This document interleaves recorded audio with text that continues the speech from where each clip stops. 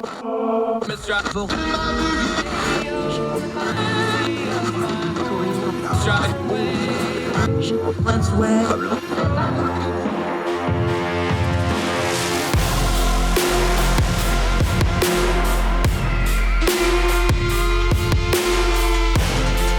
your host, Andrew Donaldson. This is Heard Tell. Heard Tell. Okay, let's go back overseas. Going to Germany, country I love dearly. Got to live there 2 different times, close to my heart, and a new contributor from Young Voices. Very excited to talk to him, Torben Halbe. Halbe. See, I messed it up, and I was even practicing it despite my German. My Sprechen Sie Deutsch is not what it should be, my friend, but I'm glad to have you on the program. Thank you so much for joining us. Well, thanks for having me. Thank you, sir. You were writing about Sri Lanka. Before we get into the details for it, because we've been covering it for our audience because it crosses a whole lot of streams with geopolitics, economic things, foreign policy stuff. What got you into looking into Sri Lanka? Because I know while we've been covering it, what got you interested in it that you started digging into it yourself? Well, to be honest, I never had much interest in Sri Lanka, except for, well, I am generally following politics around the world, but I had no special interest in Sri Lanka. But I'm a biologist, you know. Of course, I followed the news about the current crisis in Sri Lanka, and then I heard that organic farming was related to it, because there was a ban on organic farming in April of 2021. Which contributed to the whole crisis. As a politically interested biologist, I like to criticize organic farming, not as a luxury, but I criticize the idea that it would be able to feed mankind, basically. And I admire science, and I admire the progress that has been made in food production, if you consider artificial fertilizers and pesticides. And I think those are, well, some of the best inventions in the history of mankind. And then you have these people, these organic farming universalists, so to speak, who just want to get rid of that for ideological reasons. And that really bothers me. Now, you say you're a biologist. People are going to well, what's that got to do with politics? Well, it has quite a bit to do with it, but let's get the nomenclature right, because when you see organic, people think organic like the label they see at the supermarket, something is organic. Organic farming in and of itself isn't new, because farmers have always, they raise their livestock, then they use the manure for the livestock to fertilize their field. That kind of organic stuff has been going on for centuries. That's all healthy stuff.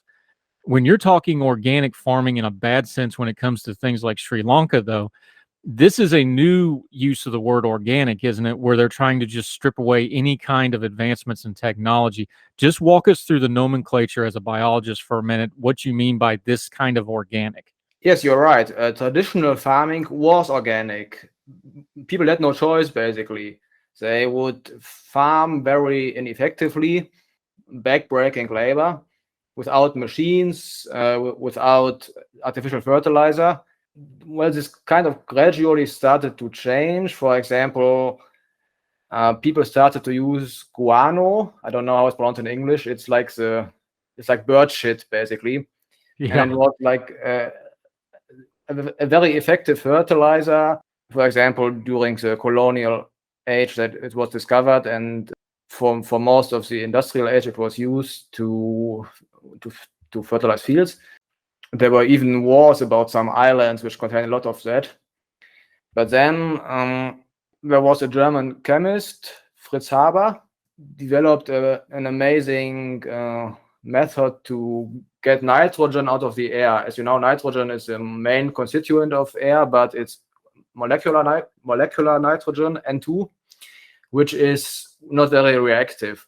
And then he figured out a method to combine it with hydrogen to produce ammonium in the end, which you can use to fertilize. And this changed everything, and well, it helped to even sustain the population in the world that we have today.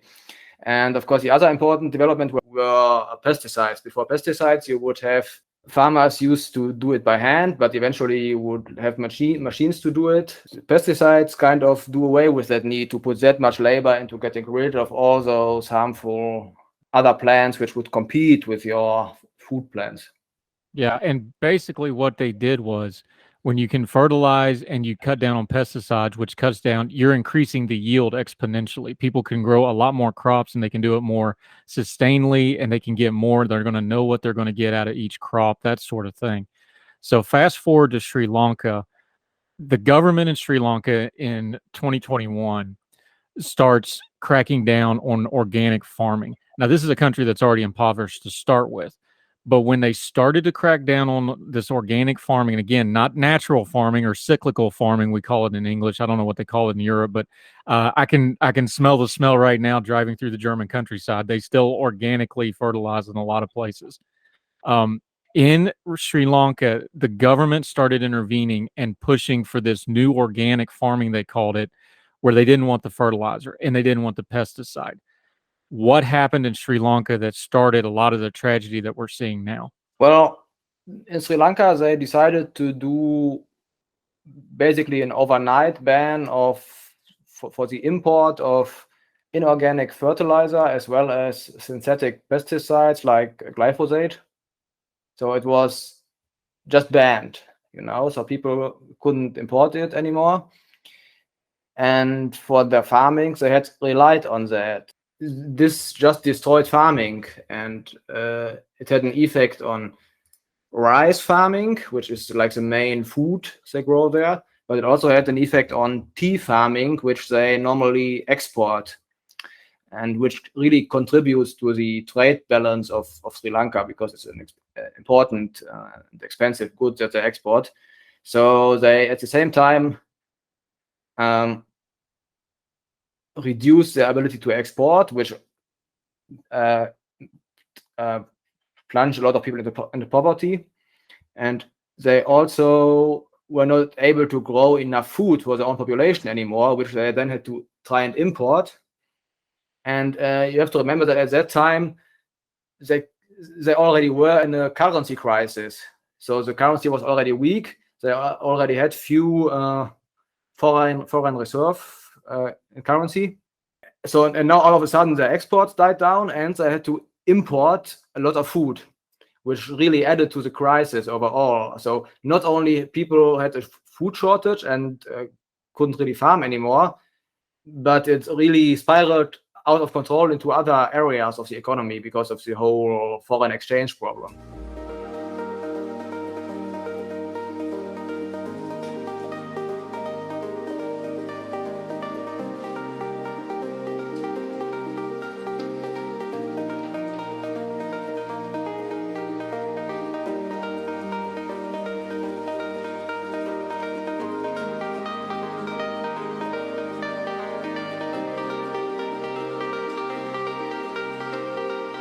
Because Sri Lanka, as we've been covering, they are down to almost no foreign currency reserves. This is an island nation, so when you have to start importing and exporting, that's more fuel, that's more effort.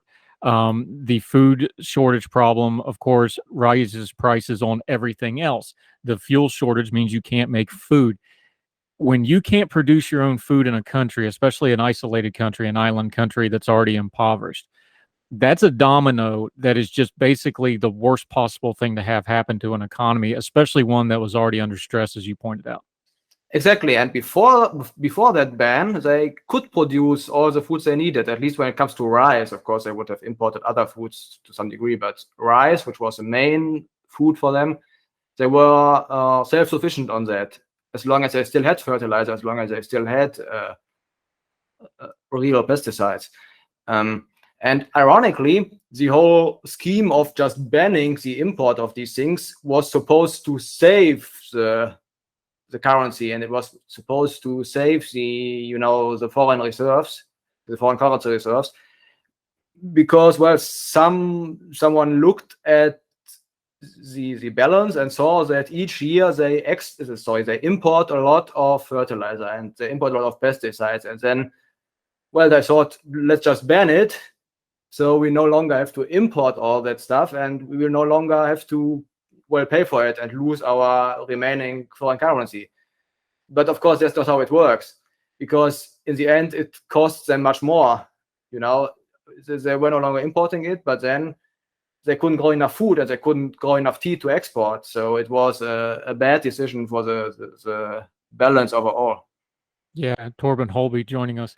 And the thing about this is we know that the current government, well, the now ex-government, because they've had to flee, the government in Sri Lanka had a lot of issues. They had some nepotism, they had incompetence, they had corruption. But the international community, there was a lot of cheerleading for this rule when it first came into place, wasn't it? Yes. If we talk about organic farming, and I don't mean organic farming in the sense that some wealthy people just buy it as a luxury. This is just a market, I would say. I'm not talking about organic farming as a universal idea where people want to turn all farming organic. And there are some scholars and activists around the world, many in the West, but also in other countries, who, they think it would be a really good idea to just scrap conventional farming entirely. And that lobbying for this in different ways. In the West, politics is quite complex, and a lot of interest groups have some interaction. So you couldn't just ban organic farming overnight. What you will have in the West is two things. You will either these activists and scholars will either try to go for limits, which means, for example, you have a limit on nitrate, which you can emit into the environment as a farmer. And since mineral fertilizer will contain nitrate, you will easily go over that limit. So this is kind of like an indirect pressure against conventional farming. And this is the cause of the current Dutch farmers' protests in the EU, because the EU has these limits. And Dutch farming is very intensive. Even though it's like quite a small country, they are feeding a lot of Europe, basically, because they have very efficient, intensive farming. And all those other European countries, it's kind of the problem if you have a union of a lot of countries and they are very different. For all those countries who do not have that intensive farming, it's easy to agree to some limits on nitrate because, for them, it just looks good in the media and they will never reach those limits anyway. But, the Dutch do reach those limits, So that's one thing in developed countries. And the other thing would be to define like a percentage-based area for organic farming, which has also happened in the EU. There's a EU strategy to turn 20% of the entire farmland in the EU to organic farming in the next few years. So again, this is not considering the market. It's just like a political directive, which people, because of some lobbyists, have implemented. But in the West, you will still have farmers associations and other lobbies who work against this. So you will not get 100%, which is good. 20% enforced, 20% is bad, but it's still better than 100%. While in developing countries, if you are such a lobbyist and you somehow manage to influence, for example, in Sri Lanka, the ruling family, so to speak, you can go for crazy things like 100% overnight. And that was what really happened in Sri Lanka was, even if you were going to do this, farmers plan way ahead of time. They're planning 2 or 3 seasons ahead of time. They're, right now we're into the fall. They've already planned for the winter. They're already working on spring and next year's, because they're always working ahead. Your background is in biology. What kind of an effect to the practical farming is it when you just get a rule out of the clear blue sky that is immediately implemented like this? It's the worst case scenario, and it's absolutely impossible for the farmers because they've already got their crops in for not only this season, but probably next season. They're stored up for the winter, whatever the seasons are down there. This is a devastating thing to just spring on an industry like farming without any warning whatsoever, isn't it? Yes, of course, especially if you consider that Sri Lanka is a quite poor country. What happened in Sri Lanka was that large parts of the farmlands went unused even because farmers didn't know how to deal with it. Nearly a third of agricultural land remained unused in 2021. And rice production fell by 20%. Yeah, that's what happens. Yeah, I mean, I don't think even the Soviets were able to do that fast back in the day. Torben Halbe joining us. I'm going to keep working on his name. I'm going to get it right, I promise. He's got another example in the piece from neighboring to Sri Lanka over in India. We're going to talk about that real quick. Continue to talk about the organic mission, kind of where the politics and the practical aren't matching up. Our friend Torben Halbe over in Germany will continue on Her Tell right after this.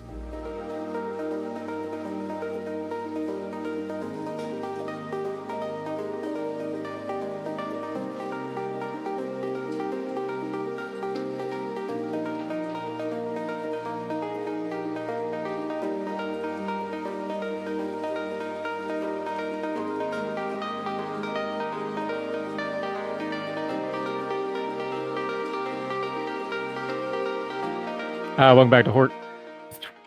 See, I was practicing my German. Now I can't even say the name of my own show in English. But as our friend just pointed out, the language of the world is bad English, so we're all good here.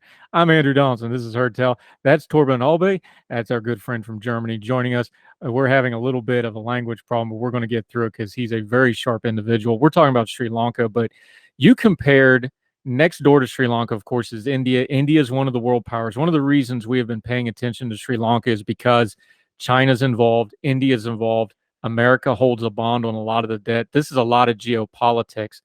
But you took one of the farming examples from neighboring India. Tell us about that and how it also proves that this organic mission of farming, this new definition of organic farming, this is probably going to fail just about everywhere they try it if they insist on doing this top-down kind of instant change thing instead of letting it, for lack of a better term, organically develop and the technology involved, right?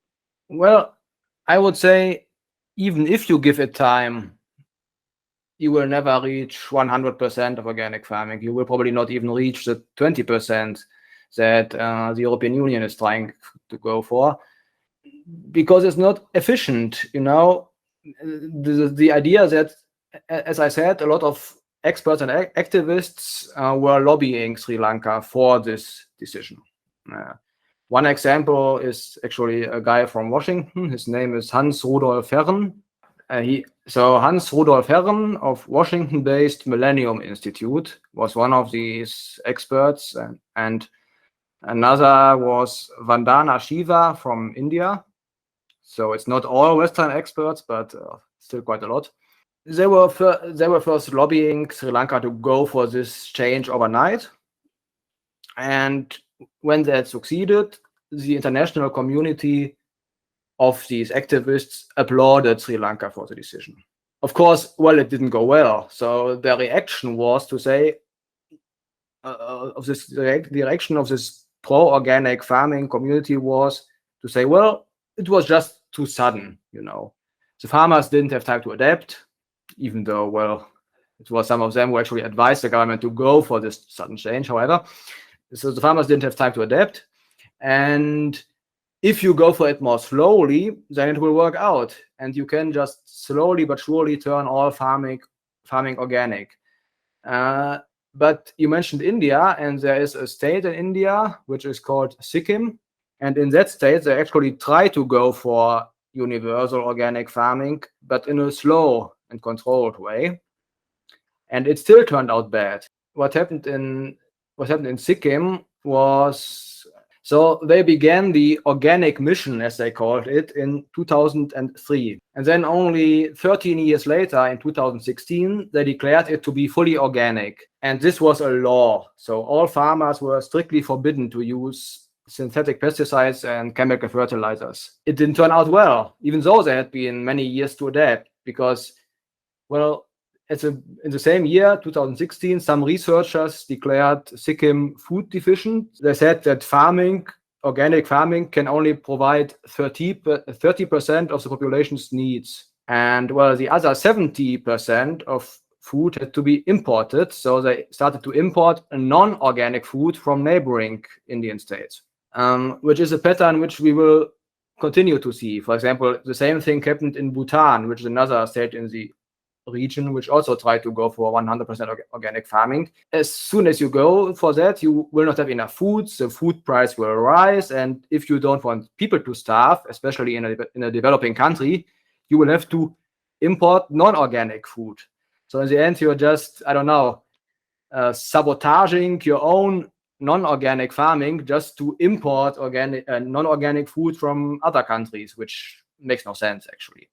Yeah, and eventually the government in Sikkim saw it as a problem that their organic transition doesn't work, and their idea was to try and ban the import of non-organic food. But luckily, this led to protests.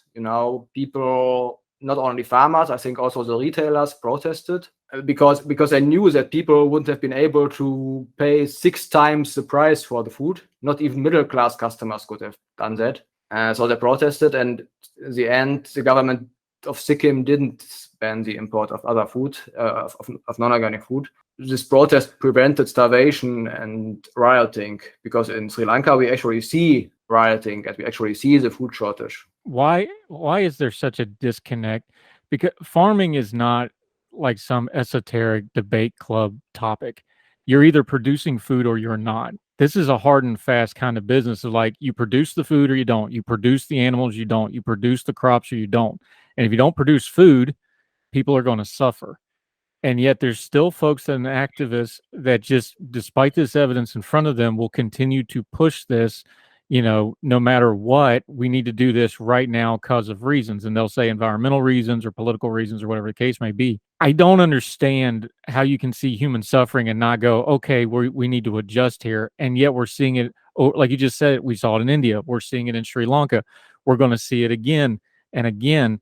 Why is there that disconnect between what's happening in reality and the activist, intellectual, political, the folks that sit in places like Brussels that don't put their hands in the dirt?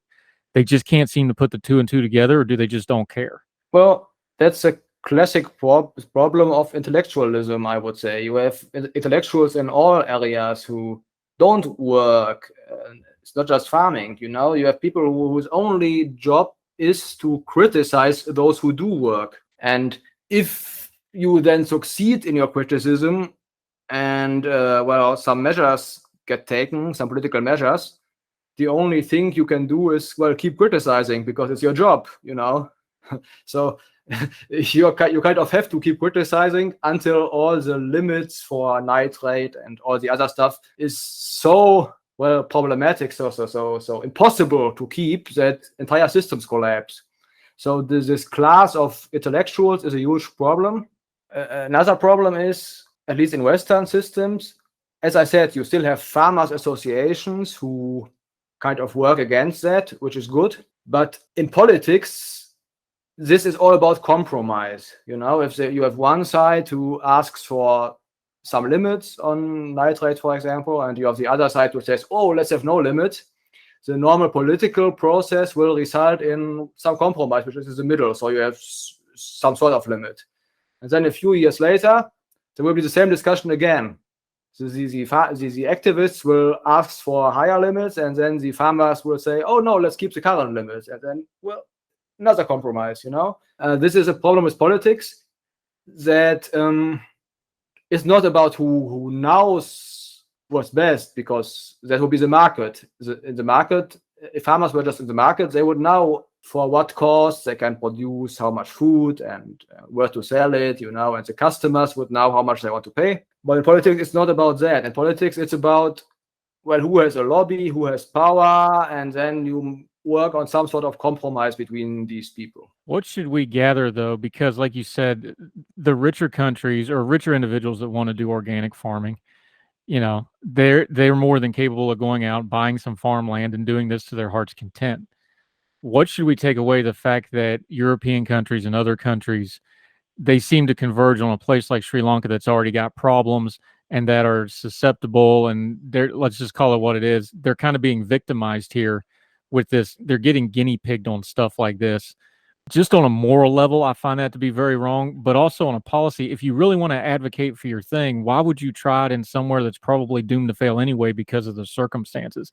This really feels like they took advantage of Sri Lanka on multiple levels here, to me. Does it to you? Yes, to me it feels like a sort of colonialism. I dislike the word because so many leftists use it, for all sorts of things. but in that case, It really is like that. You have wealthy, powerful people in the West, but in the West they are making slow progress. Progress from their point of view, because in the West politics is more complex, more integrated, and other people also have a say. So instead, they go to places where it's easier to influence politics.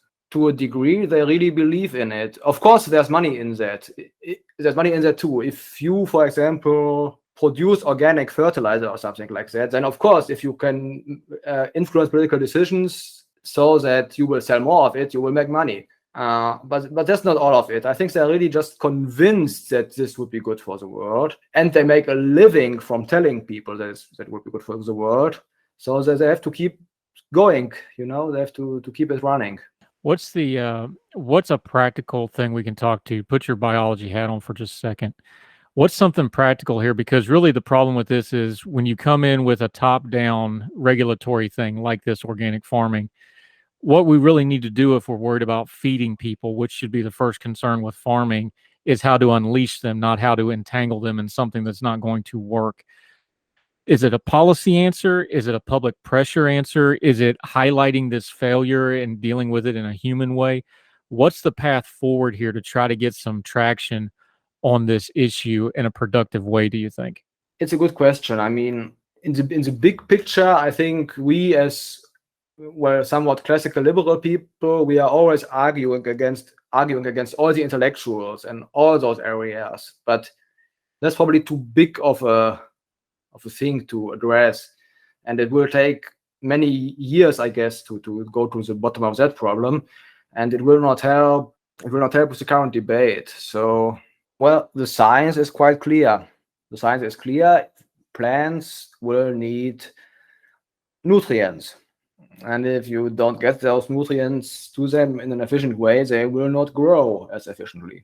Same for pesticides. If your plants are always beset by some sort of insect or whatever, that will take away from the total nutrition this plant can provide, and it might even kill the plant. You can also look at history. You can see how in the past, from the same field, people were able to get far less food than they can now. And if you look at European history, you will see a lot of episodes where there was starvation because the harvest failed.